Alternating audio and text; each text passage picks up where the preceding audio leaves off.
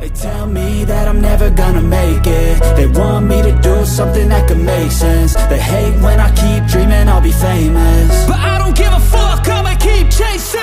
I got all this potential that's deep inside of me, but they hate when you're successful cause they try to be. They sit there being judgmental because you're trying things, and they just want you to settle and do the right thing. So get a good job, don't slack off. Wake up every morning, make a good impression on your boss.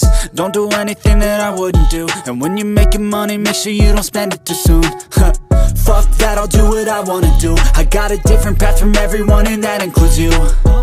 Who are you to tell me how to live life? In these times it feels like nobody's right, yeah. So I'ma figure out what else we succeed, and then invest all of my time into that and proceed.